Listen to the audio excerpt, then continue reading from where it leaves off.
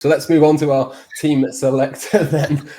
Alisson Becker will come back in goal. Joe, back four, complete change from midweek?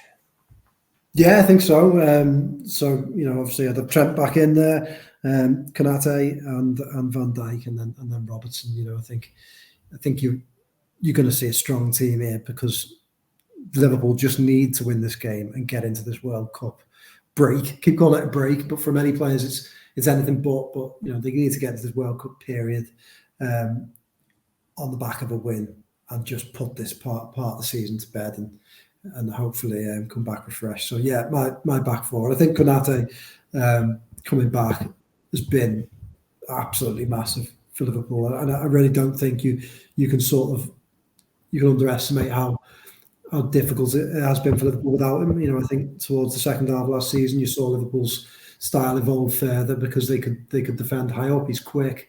Against Tottenham, he was absolutely outstanding. The amount of headers he won. He's absolutely dominant in the air, isn't he? And we're so used to seeing Van Dijk win so many headers, but it feels like when Konate plays, he takes the lead and he's the one that goes and attacks all those long balls. He was superb. So I think he can have a really positive effect on Liverpool, hopefully in the second half of the season, and hopefully he doesn't pick up any injuries at the World Cup. But yeah, I think he's a magnificent player, and I'm really pleased that he's back. Yeah, glad he's going to the World Cup, actually gets the recognition. Whether he'll play or not, I don't know, but we shall see. Tom, is that the same back four for you as well? If it is, you might as well move on to your midfield. Yeah, I think I'll go for the same back four there. I think, like you said, you've got to go as strong as possible in the last game. So going on to the midfield then, I think I'll probably play Thiago, Fabinho and Henderson. I think I'd go for those three. Again, same sort of point, going out of the last match, I think it's important to have sort of the best players out there. So Harvey Elliott maybe could feature, but having, played on midweek, I think, I expect Henderson playing, alongside Fabinho and Thiago, I'd go with. I'm going to mix it up a little bit. I'm going to play Henderson as the 6, Thiago to the left and Elliott to the right. But which way are you going to go, Joe? I'd play Fabinho and I'd play Henderson and Thiago alongside him.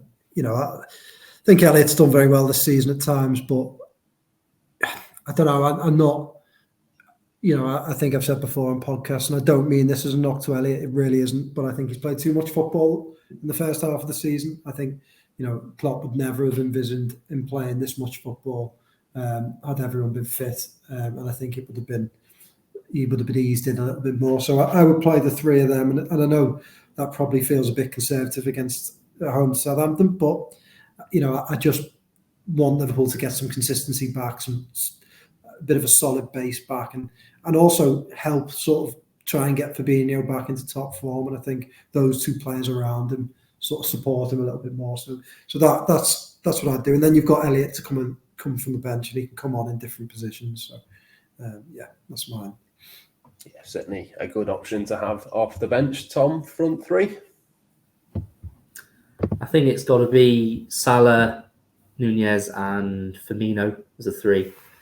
Again, lack of options really in that area at the minute still, with Jota and Diaz out. So again, got to go for the strongest 3, and I think that's got to be those 3 really.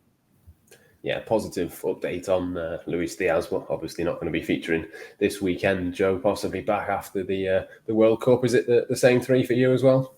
Absolutely, yeah. Salah and Firmino are in there, and I just, Darwin Nunez is quickly becoming my absolute favourite Liverpool player. I just love watching him. I think everything about him gets you on the edge of your seat.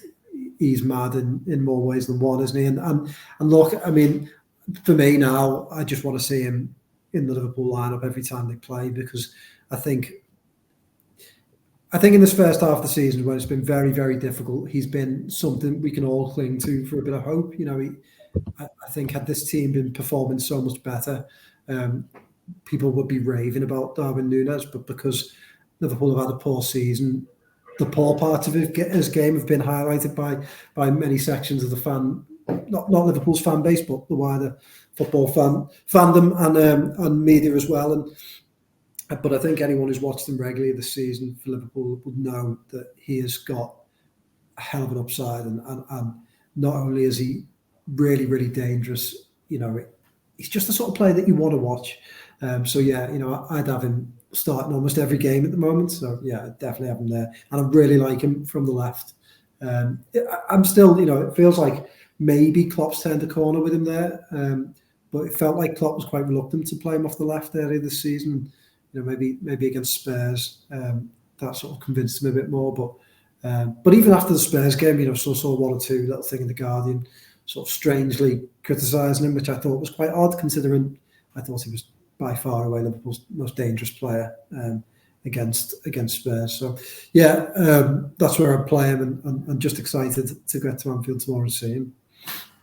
100% in agreement. Let's go for match predictions then. I think I'll say 3-0 to Liverpool. I think they'll keep a clean sheet. Joe, how do you reckon it might go? Yeah, I think so. I think I'm sort of confident about tomorrow. I think the Tottenham game, they can take some confidence from that. And I think a strong side, I would expect a strong result, and Nunez in on the action. So yeah, 2-3-0. I'll go 2-0.